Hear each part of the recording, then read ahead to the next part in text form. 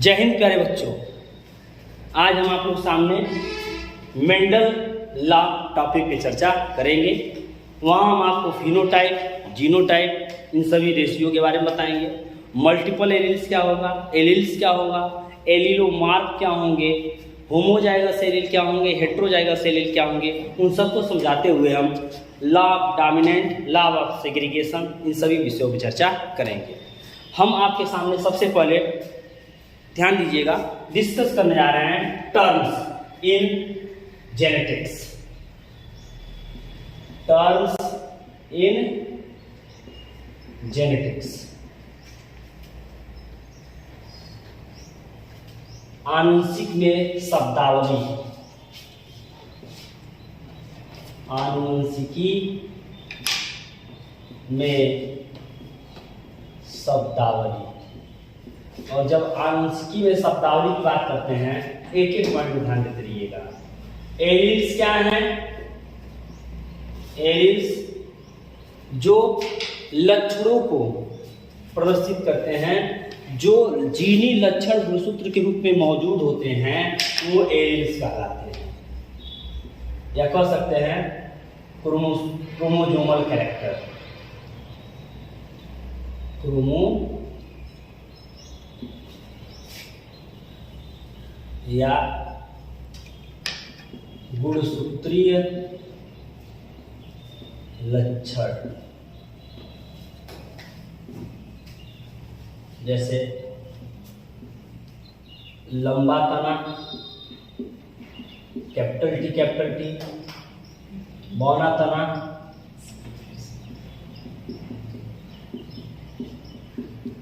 Small T,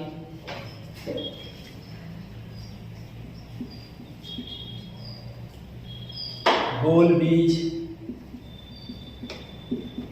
capital R, ये सब के सब एलील्स कहलाते हैं। दूसरी पॉइंट, मल्टीपल एलील्स।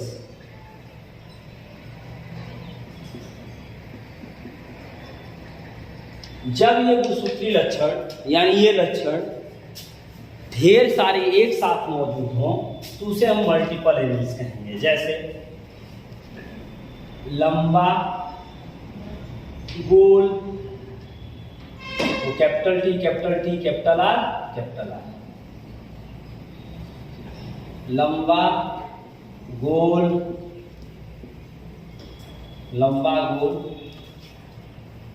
वह पीले बीज का, capital T, capital R, capital Y. जब ये कैरेक्टर जब ढेर सारे एक साथ मौजूद होंगे तो उसे हम मल्टीपल एलील कहेंगे। तीसरे पॉइंट की बात करते हैं, जीनोटाइप। एलील्स को पिछले टॉपिक में मैंने डिस्कस किया था, होमोजाइगस एलील्स, हेट्रोजाइगस एलील्स, वो आपको क्लियर है। जब दोनों एक समान वाले होंगे तो होमोजाइगस, अलग अलग होंगे तो हेट्रोजाइगस। अब हम बात करते हैं जीनोटाइप। जीनोटाइप की जब बात करते हैं, किसी भी पीढ़ी में संतति या संतान जो उत्पन्न होते हैं, जो क्रॉस किए जाते हैं, तो जो संतति या संतान उत्पन्न होते हैं, उन संतानों में जो जीनी लक्षण होते हैं, जो क्रोमोसोम्स कैरेक्टर होते हैं, उन्हीं को जीनोटाइप के नाम से जाना जाता है। जैसे ध्यान दीजिएगा, capital T, small T, capital R, small R, capital R, ये सब आपस में अपने आप में ये जीनोटाइप कहलाते हैं। ये सब के सब अपने आप में जीनोटाइप कहलाते हैं, जो जीन रूप को प्रदर्शित करते हैं, जीन रूप को व्यक्त करने वाले, जीन रूप को व्यक्त करने वाले जीनोटाइप कहलाते हैं। चौथा, फिनोटाइप। जब हम फिनोटाइप की बात करते हैं तो इसे दृश्य रूप कहा जाता है। दृश्य रूप, जो कैरेक्टर हमें प्लांट या एनिमल में, जंतु या जीव में जो लक्षण हमें दिखाई देते हैं प्रजनन या जनन के पश्चात या संकरण के पश्चात, वे लक्षण ही दृश्य रूप कहलाते हैं। यानी पौधे का बौनापन, पौधे की लंबाई, गोल बीज, झुर्रीदार बीज, पीला बीज या हरा बीज, ये सब के सब उसके दृश्य रूप होते हैं। जो लक्षण रूप के या जो लक्षण उनके रूप में दिखाई देंगे वो सब के सब दृश्य रूप कहलाते हैं। अब जैसे लंबा होगा तो कैपिटल टी ये प्योर होगा, वही कैपिटल टी स्मॉल टी ये आपका हाइब्रिड होगा। इसी प्रकार कैपिटल आर गोल बीज, वही कैपिटल आर स्मॉल आर ये भी गोल बीज होगा बट संकरित होगा। तो ये जो दृश्य रूप में हमें जो दिखाई देंगे, जैसे झुर्रीदार तो स्मॉल आर, ये सब के सब हरे बीज स्मॉल वाई, ये सब के सब जो दृश्य रूप में दिखाई देंगे वो जीनोटाइप कहलाते हैं। अब बात करते हैं बैक क्रॉस।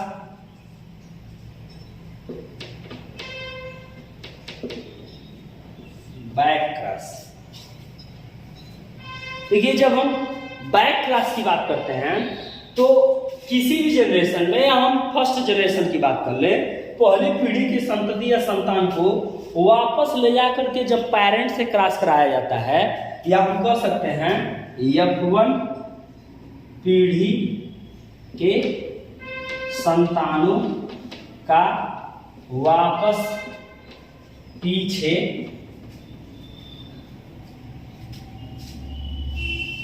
P1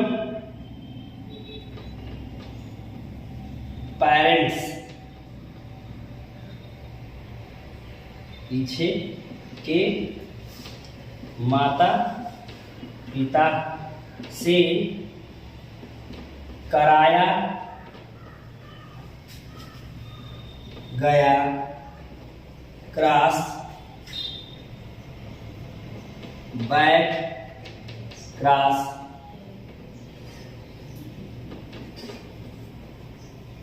कहलाता है। वही हम बात करते हैं टेस्ट क्रॉस की, इसे परीक्षण क्रॉस के नाम से भी जाना जाता है, या परीक्षण संकरण। टेस्ट क्रॉस की विशेषता ये होती है कि पहली पीढ़ी में उत्पन्न संतति या संतान का वापस आपस में ही क्रॉस कराया जाता है। पहली पीढ़ी के संतति या संतान का वापस आपस में ही कराया गया क्रॉस टेस्ट क्रॉस कहलाता है। यानी हम कह सकते हैं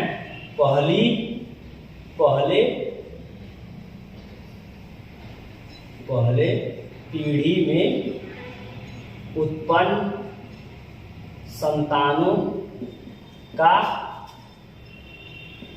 आपस में क्रॉस या सेल्फ पॉलिनेशन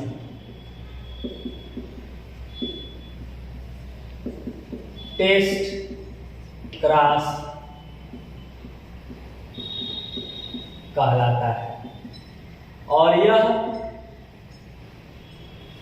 पृथक्करण के नियम को व्यक्त करता है। यह पृथक्करण के नियम को व्यक्त करता है। अब थोड़ा ध्यान दीजिएगा, ये मैंने कहा कि एलील्स क्या है, मल्टीपल एलील्स क्या है, जीनोटाइप क्या है, फिनोटाइप क्या है, बैक क्रॉस क्या है, टेस्ट क्रॉस है। मैंने आपको ये भी एक्सप्लेन किया। एलीलोमार्फ मैंने कहा कि जो अपने लक्षण को एक्सप्रेस करते हैं, शोइंग और expressing the character by alleles is called allelomorph. जो एलील्स अपने कैरेक्टर को एक्सप्रेस करेंगे वो एलीलोमार्फ की कंडीशन होगी। अब हम बात करते हैं मेंडल्स लॉ। ध्यान दीजिएगा, बड़ा इंपॉर्टेंट पॉइंट है, आप ध्यान दीजिएगा। मेंडल्स लॉ, मेंडल के नियम, मेंडल का नियम। ध्यान दीजिएगा, मेंडल का नियम जो था, मेंडल के नियम को रीडिस्कवर किया गया था 1900 में।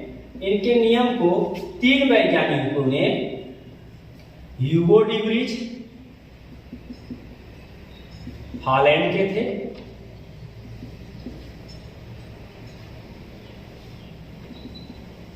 Karl coherence